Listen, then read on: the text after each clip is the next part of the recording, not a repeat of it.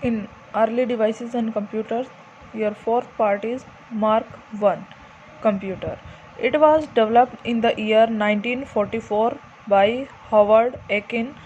ये डेवलप किया था, विकसित हुआ था 1944 में. हॉवर्ड एकिन ने इसको बनाया था. A professor in Harvard university में एक प्रोफेसर था. And it was built by IBM. और ये किसके थ्रू बनाया गया था? IBM एक कंपनी है, इसके through.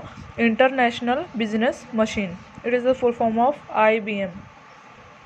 It was the first automatic programmable digital computer. ये क्या था? पूरी तरह से स्वयंचालित ऐसा प्रोग्रामेबल डिजिटल कंप्यूटर था जो कैलकुलेशन को खुद ब खुद ऑटोमेटिक तरीके से सॉल्व करता था.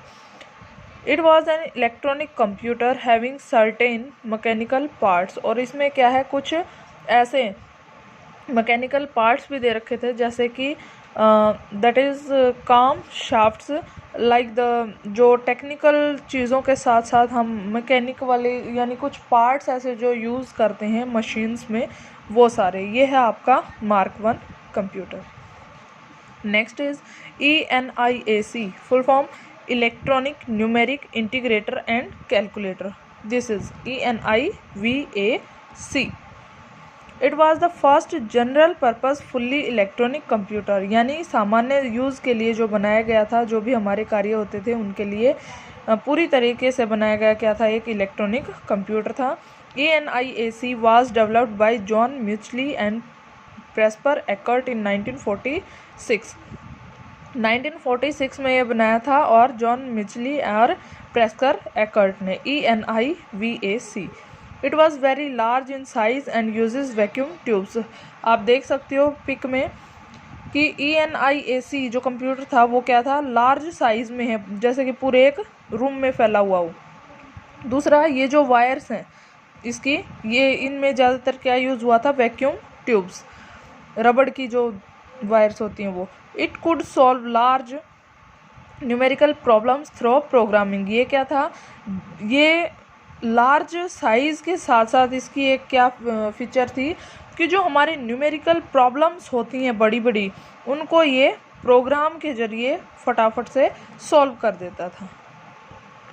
नेक्स्ट है यहाँ पर later in 1960s UNIVAC, full form universal automatic computer.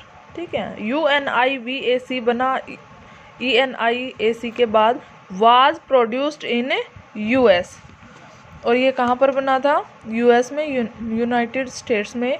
It is considered to be first commercial electronic computer which could process text and numbers. अब क्या है, कैलकुलेशन के साथ साथ क्या हुआ कि और कामों के लिए भी, यानी रिटर्न डाटा जो हमारा टेक्स्ट होता है और नंबर्स के लिए भी क्या किया जाने लगा? इसको यूज़ किया जाने लगा. ठीक है, और जो बाद में लेटेस्ट वर्जन आए इसके, उनमें इसको यूज़ किया जाने लगा. नेक्स्ट है modern computers along with the development in electronic component. अब जो तरक्की होती जा रही थी, ठीक है, विकास होता जा रहा था किसमें? इलेक्ट्रॉनिक जो कंपोनेंट्स होते हैं, पार्ट्स थे इनमें. तो अब क्या हुआ? That is shifting from. हुआ क्या क्या है? सबसे पहले वैक्यूम ट्यूब्स यूज़ होती थी. उसके बाद क्या हुआ? फर्स्ट जनरेशन में होती थी ये यूज़. सेकंड जनरेशन में क्या किया? इसको रिप्लेस करके ट्रांजिस्टर्स का यूज़ किया गया.